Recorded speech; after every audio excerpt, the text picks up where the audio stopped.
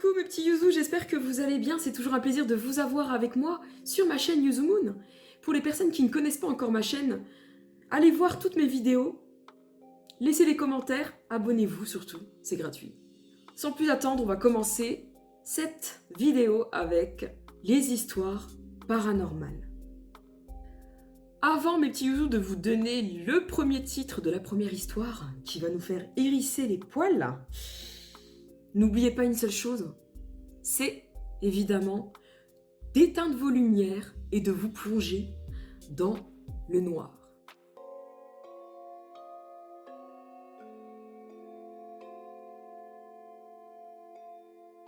Première histoire, la clé de l'architecte. Il était une fois un homme nommé Édouard qui était si riche et talentueux qu'il avait conçu et construit sa propre maison de rêve. Il vécut de nombreuses années jusqu'à sa mort. Une nouvelle famille vint rapidement s'y installer, mais chaque fois qu'ils allaient dans le sous-sol où se trouvait le bureau d'Édouard, ils avaient l'impression que quelqu'un les observait. Un jour, tous les tailleurs de la ville lui ayant dit qu'une de ses vieilles vestes était irréparable, le père de famille décida de le réparer lui-même. Il descendit alors donc dans l'ancien bureau d'Édouard, posa sa veste sur une chaise, puis chercha dans le vieux meuble de quoi réparer sa veste. Mais les tiroirs étaient tous verrouillés, et il ne trouva de clé nulle part. Le lendemain matin, quand il redescendit, il trouva la clé sur son bureau, tous les tiroirs ouverts et sa veste complètement réparée. Pour moi, l'histoire de la clé de l'architecte ne m'a pas tellement effrayée. Après, il s'avère que c'est une histoire vraie. Mais bon. Après, il faut le vivre, je pense, pour vraiment ressentir ce que la personne a pu ressentir. Mais pour moi, ce n'est pas la première histoire qui m'a donné les frissons. Mais tout de même, mes petits Yuzu, on va passer à la deuxième histoire.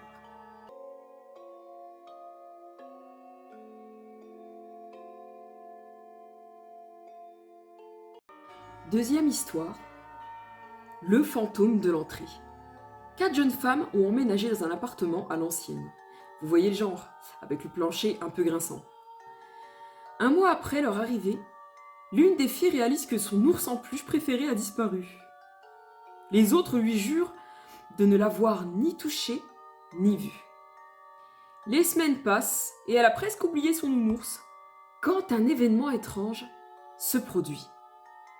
Elle ouvre la porte d'un placard qu'elle n'utilise presque jamais. Et là, sur l'étagère du haut, se trouve son ami en peluche. Ses colocataires lui jurent n'avoir aucune idée de ce qui s'est passé. Maintenant, chaque fois que l'ours en peluche disparaît pendant quelques jours, elle sait exactement où le retrouver. Pour une histoire de fantôme, je trouve plutôt que c'est mignon.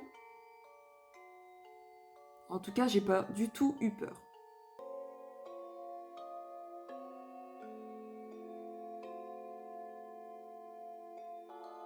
Troisième histoire, le lac dans la maison. Un jeune célibataire en début de carrière, ayant rapidement connu le succès, avait décidé d'acheter sa première maison.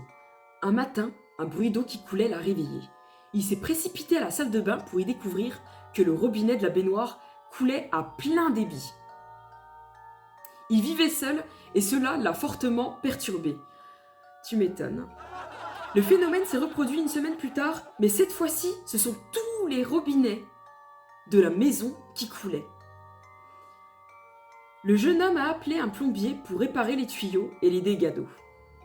Mais la plomberie était en parfait état. Le plombier qui vivait dans le coin avait l'air effrayé. Du coup, le jeune homme de la maison lui a posé la question « Qu'est-ce qui ne va pas ?» Et là, le plombier lui répond tout simplement « La femme qui vivait ici avant vous, elle s'est noyée dans cette baignoire. » Pour le coup, cette histoire fait un peu plus peur quand même. Puis en plus, ça colle bien avec tout ce qu'il a eu. Les robinets qui s'allument, qui coulent sans s'arrêter. Au bout d'un moment, le mec, il se retrouve avec tous les robinets allumés en même temps. Enfin voilà, et en plus, quand on entend l'histoire qu'il y a une femme qui est morte dans sa baignoire, ça prend tout son sens. Je sais pas vous, mais en tout cas, moi je trouve que ça prend vraiment tout son sens.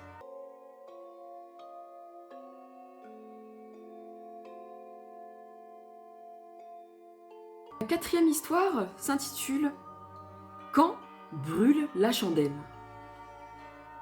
Trois petites filles participent à une soirée pyjama lorsqu'elles ont l'idée de se lancer dans une séance de spiritisme. Quelle idée! L'une des filles, Clara, a récemment perdu son grand-père et veut essayer d'entrer en contact avec lui et parler à son esprit. Les trois filles regroupent des bougies et des objets ayant appartenu au défunt. Sa montre, son étui à cigare et sa photo. Puis elles se tiennent par la main et commencent la séance de spiritisme. Soudain, la flamme des bougies se met à vaciller et les aiguilles de la montre à tourner. Clara est sûre que c'est son grand-père. Elle se met à lui parler et à lui poser des questions quand tout à coup, une des bougies s'envole. Comme tuée par une force invisible et lui frôle la tête. Elle se dit, grand-père ne ferait jamais ça. Elle a raison, ce n'est pas son grand-père, mais absolument pas du tout. Alors là, pour cette histoire, ouais, j'avoue que j'ai eu un petit peu les frissons, surtout qu'en plus j'imagine la scène avec la bougie qui vole dans les airs, mais voilà. Après, si la petite Clara a remarqué que ce n'était pas son grand-père, c'est que ce n'était pas son grand-père. En même temps, avec des séances de spiritisme, il faut se méfier parce que par moments, on peut se retrouver avec des manifestations pas très cool quand même.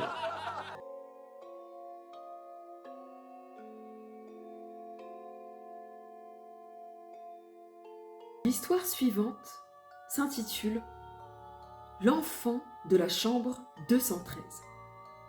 Partie en voyage d'affaires, une femme d'affaires arrive à l'hôtel où on lui remet une carte d'accès pour la chambre 213. Elle est épuisée et impatiente de s'asseoir, mais sa carte refuse de fonctionner. Elle descend se plaindre à la réception et obtient rapidement une nouvelle carte, laquelle ne marche pas non plus. Alors qu'elle s'élance pour retourner dans le hall d'entrée, la porte de sa chambre s'ouvre en grinçant. Un petit garçon a ouvert la porte et se tient debout dans le noir. Elle retourne à la réception. « Il y a une autre famille dans ma chambre, dit-elle à l'employé. « Impossible, lui répond-il. Personne d'autre que vous ne s'est enregistré chambre 213. » Encore une histoire de chambre hantée, à savoir ce qui s'est passé. Peut-être le meurtre d'un petit garçon, certainement. Ou alors peut-être que ça avait été la maison. Tout l'hôtel était certainement la maison du petit, qui habitait à l'époque là-dedans, et ils ont reconstruit par-dessus un hôtel, et qui est hanté. Voilà, tout simplement. C'est vrai quand même que c'est une histoire qui fait un peu peur, surtout quand on vit ce moment-là, je pense qu'il y a de quoi flipper.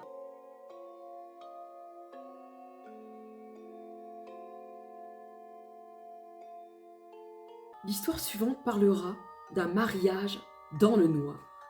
Un couple de futurs mariés a prévu d'organiser la réception du mariage dans leur restaurant préféré. Le jour du mariage, cependant, la mariée fait une chute mortelle dans les escaliers.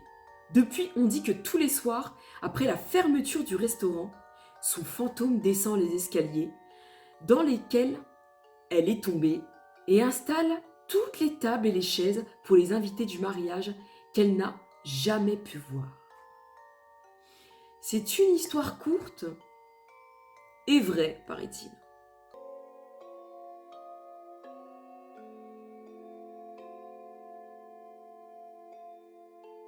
Histoire suivante, mes petits youzous.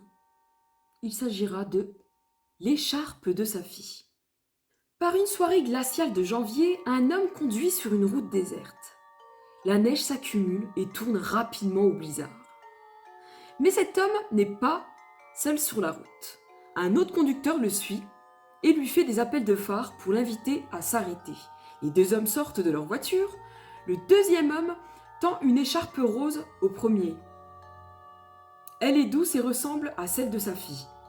L'homme qui lui donne l'écharpe a un regard aussi terrifiant que son sourire. Affolé, le père saute dans sa voiture et rentre à la maison à toute vitesse. La police l'y attendait déjà. De ce que j'ai pu comprendre, c'est qu'en fait, la police attendait clairement la venue de cet homme justement qui s'était arrêté par rapport aux appels de phare d'un autre homme qui lui a tendu l'écharpe, qui était à sa fille. Mais d'où sort ce mec à lui faire les appels de phare? Après, ce qui est chiant, c'est qu'il n'y a pas la suite. Je sais pas ce qui s'est passé. Pourquoi la police a attendu, justement, le père de famille, justement, ce père-là qui avait une fille qui avait cette fameuse écharpe. Est-ce qu'elle a disparu? Est-ce qu'elle a été retrouvée morte? Ça, on n'en sait rien.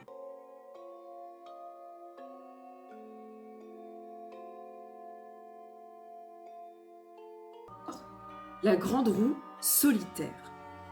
Comme à chaque été, la grande fête foraine débarque en ville, et Charlie, qui vient à peine de commencer à y travailler, ignore tout de la grande roue qu'il est chargé de faire tourner. La première nuit était bondée de monde, très animée, mais au moment de la fermeture, alors que la ville est quasiment déserte, un jeune homme se présente au comptoir, à la dernière minute.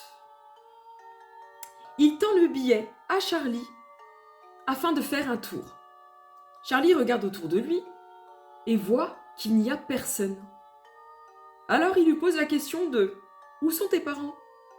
demande-t-il à l'enfant, mais celui-ci prend place sans répondre. Ne sachant trop quoi faire, il le laisse monter.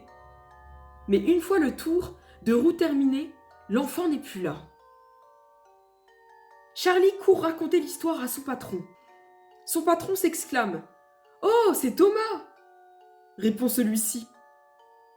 Il donne à Charlie une vieille coupure de journal sur laquelle apparaît une photo du garçon portant ce titre.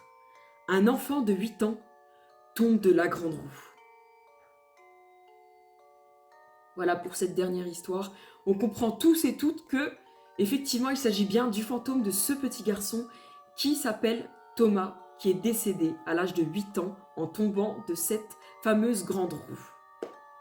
Et voilà mes petits youzous, c'est ainsi que cette vidéo sur les phénomènes paranormaux se termine. En tout cas, ça m'a fait plaisir de pouvoir partager quelques histoires un peu effrayantes. Bon, après les deux premières, elles m'ont pas du tout effrayée. Je sais pas ce que vous en avez pensé.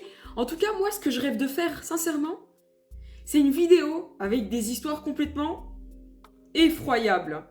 Mais d'ordre paranormal, encore une fois. Évidemment, ça va de soi. Parce que je trouve quand même que les histoires que je trouve sont pas tellement si effrayantes que ça, quoi. Néanmoins, j'espère que cette vidéo vous aura plu, mes petits youzous. En attendant, abonnez-vous, commentez, likez, activez la cloche rouge pour être alerté de mes prochaines vidéos qui sortiront très bientôt. D'ailleurs, je réfléchis à potentiellement de nouvelles vidéos sur des histoires concernant les crimes qui ont été faits. Donc je réfléchis encore, ce n'est pas dit que je vais en faire, mais j'aimerais bien pouvoir en tourner quelques-unes et voir ce que ça donne. Et est-ce que ça peut potentiellement vous plaire? Je ne sais pas. En tout cas, en attendant, prenez soin de vous, protégez-vous du froid, et je vous dis à très bientôt pour de nouvelles vidéos sur ma chaîne Yuzu Moon. Je vous embrasse très fort et prenez soin de vous. Ciao, ciao.